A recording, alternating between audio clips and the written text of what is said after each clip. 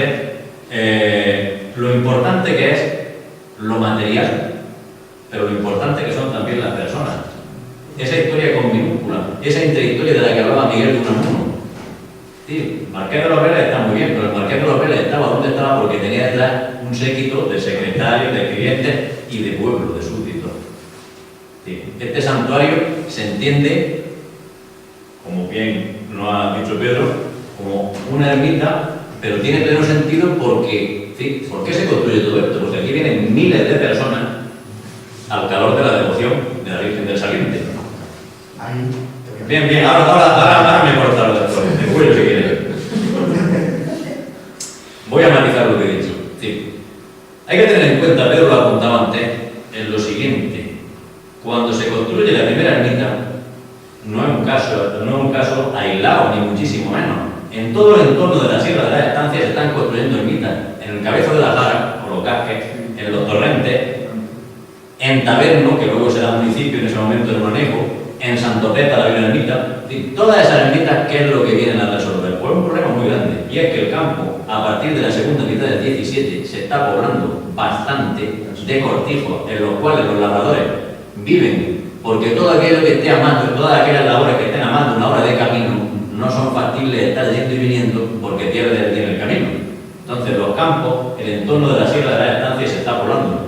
Y aquellas personas, por más que uno pueda parecer extraño, sorprendente, incluso insólito, eran católicos, muy católicos, y querían ir a misa los domingos. Pero si iban a misa a Albó o a Belerrubio o a Oria, echaban el día entero en ir y venir a misa. Entonces, la mayor parte de las veces, en la época de siega, de siembra, de labores, perdían las misas. Con mucho dolor para ellos. No era una cosa que el cura venía con la vara a que fuera misa, no. Lo hacían porque estaban convencidos y con gran dolor de su alma perdían las misas. Entonces, por eso, esa fundación de esa capellanía, lo que viene a solventar con la consiguiente construcción de edificios, de ermitas, es esa ausencia total de edificios religiosos en un entorno que se estaba abogando. Por ejemplo, yo tengo datos, no voy a entrar, porque entonces nos echaríamos aquí el día, de la construcción de cortijos estables, como lo primero que hacen son chozas, además chozas. En el caso de Santopeta he encontrado a unos albañiles de Albanché, Cerrillo de apellido por cierto, que van a construir 4 o 5 cortijos en 1670, porque lo que había eran chozas. Muestra inequívoca de que la gente ya se quiere ir a vivir allí de forma estable y necesita pues, un mínimo de... Entonces, alrededor de esa ermita se vertebra un territorio, porque no será hasta muy final del siglo XVIII, principio del XIX, cuando se organicen las diputaciones rurales que luego han venido a llamarse pedanías, que yo reivindico desde aquí el nombre de diputación, que es muy nuestro, porque era el diputado rural que en nombre del consejo pertinente representaba a la autoridad, y no viceversa. No es que los vecinos eligieran a nadie, sino que aquel que había allí era el que en nombre del ayuntamiento representaba a la autoridad. Entonces, los partidos del campo, que es como se llamaban originalmente, se dividen en diputaciones, que son, pues eso, como un modo de percibir los impuestos, de hacer llegar las decisiones, los bancos, etcétera, de las quintas de la mili y demás. Pero en un primer momento lo que vertebra todo este territorio de la Sierra de las Estancias son las ermitas. Y alrededor de esas ermitas hay no solamente las misas, hay una serie pues, de cosas interesantes. Hablo José Domingo antes un poco de los bailes.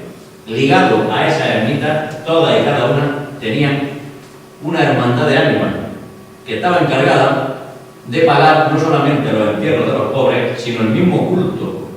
Muchas de esas ermitas, o algunas de ellas, la hermandad de ánimas era la encargada de pagar las misas que decía el capellán, por lo tanto de que hubiera misa. ¿De dónde se sacaban los fondos? Fundamentalmente de la labor petitoria de las cuadrillas de ánimas en la Pascua. Todas y cada una de esas ermitas tuvieron su cuadrilla de ánimas, incluyendo el Saliente. Que aquí Pedro podría hablar largo y tendido. Bien, ¿qué es lo que singulariza y qué es lo que hace que esta ermita se salga del resto de las demás y se convierta en un edificio singular que ni es la del Senillo, ni la de los Casques, ni la de nada de eso? Pues hay un hecho fundamental. Está la fundación, como bien ha dicho Pedro, de Lázaro de Marto y de Roque Tendero, que fundan que ahí está la lápida. Ahí al subir al camarín pone que en 1716 se construye, o por lo menos eso es lo que dice la lápida.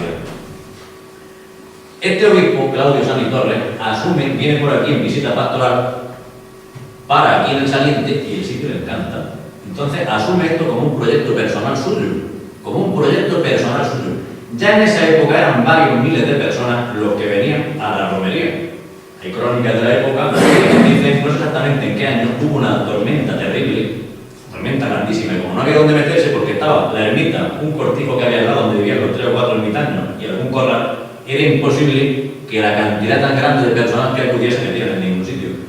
Dice que varios cientos de caballería, con los truenos y los relámpagos, se espantaron, pero que cuando cesó todo aquello, ni le había pasado nada a nadie y además las caballerías pudieron recuperarla. Entonces, ¿qué es lo que singulariza al Saliente? Que el obispo asume esto como un proyecto propio. Parece ser que tiene la idea, parece ser, de hecho, la arquitectura así nos lo puede dar a entender, de establecer una comunidad, dicen, aquí. No sabemos ni de qué orden, ni de qué nada. Es una cosa que siempre se ha dicho, esto tiene una estructura de celda que bien, pudiera ser o no pudiera ser. Desde luego que eso pues, no deja de formar parte de la hipótesis. Entonces ya centrándonos aquí en el Saliente, y ya con esto voy a terminar, todo eso que he dicho antes de las cuadrillas de ánimas y todas esas cosas, pues la romería tal y como se ha hecho, o la fiesta de la Virgen, la fiesta, para hablar con más propiedad, durante siglos, no solamente fueron pues las misas o el cumplimiento de promesas, que es lo más importante desde luego. La gente venía aquí y la gente se divertía. ¿Y se divertía con qué? Con lo que había a mano. ¿Y qué es lo que se hacía? Pues baile. Pero es más, es que había lo mismo que hoy tenemos, profesionales de la música, entonces había profesionales de la música, que generalmente, y por desgracia, los ciegos. Los ciegos no tenían otro medio de sustentarse si no es tocando música, trovando, que eran muy buenos troveros, y enseñando a tocar la música a los demás. Aquí en el entorno del Saliente hubo un ciego, a lo mejor algunos soy familia de él, famosísimo, el ciego Porra, José Soto Carmona, nació en 1885. Y ese ciego, juntamente con el ciego de Santopeta, el ciego de los Jarales de Rubín, que era Manuel, y otros 6 o 7 de aquí de la comarca, eran los que el día de la Virgen del Saliente, desde la víspera, hacían los bailes. Había gente particular que también traía su guitarra y tocaban, pero eso es lo que hacían los bailes cobrando. Que como nota curiosa, y ya con esto ya se verdad que concluyo, cobraban por las parrandas 10 reales, cada vuelta de parranda son 3 coplas, 10 reales, y por las malagueñas, que son 7 coplas, un duro. Tanto tocaban los ciegos la guitarra, que he traído una y de vuelta para enseñarla ahora, tanto tocaban los ciegos la guitarra, que algún año, no como cosa extraña, sino como cosa normal, le llegaban a romperla.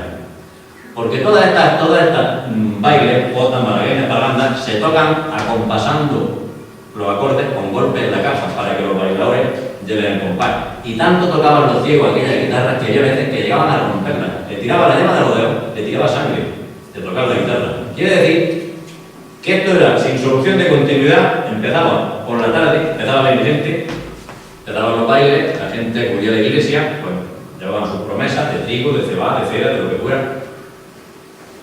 Y hasta otra tarde, todas las 24 horas del día, por estos patios, por estas habitaciones, por ahí por las placetas, por todos sitios, lo que había eran corros de gente haciendo baile, fundamentalmente en torno a esos ciegos.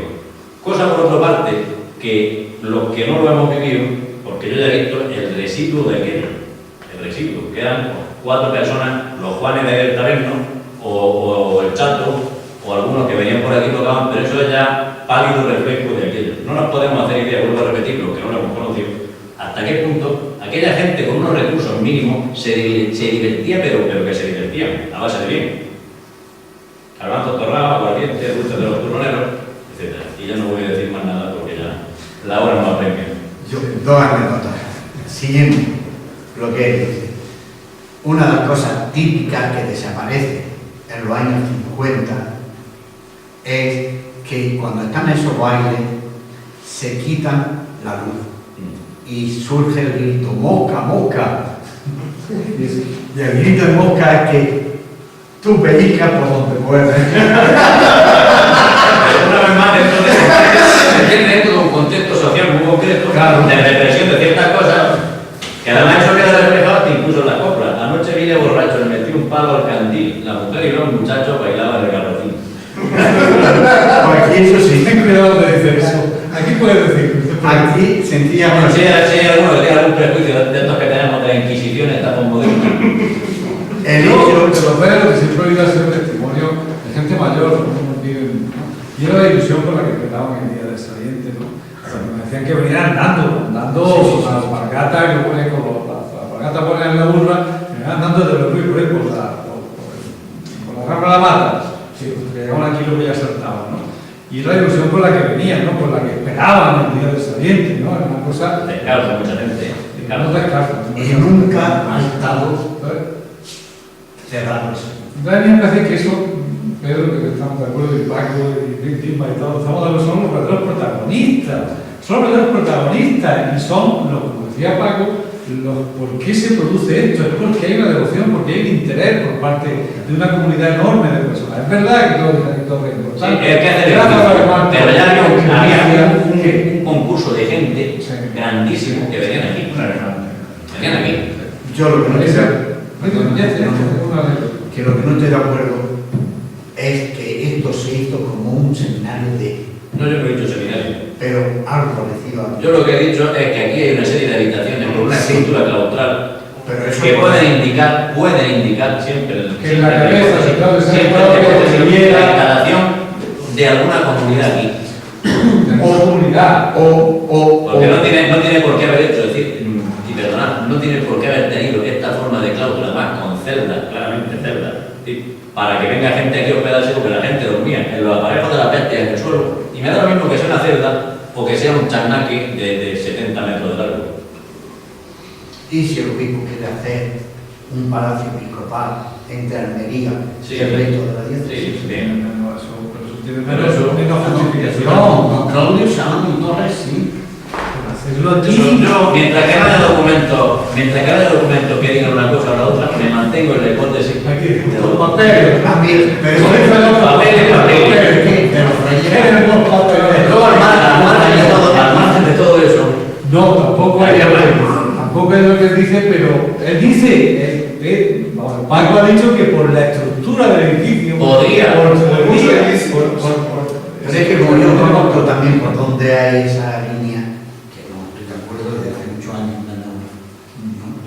Aquí lo que hay son unos ermitaños, que son varios. Y están ermitaños desde que es ermita. sí, desde el primero que es Roque Sánchez Corita, que era de la Roque Leonardo Sánchez Corita. Sí, que es se tiene perfectamente la relación Sí, sí, con todo sí, ello sí, y sí. se hecho. Entonces, me callo. Ya. Don Claudio Sanz.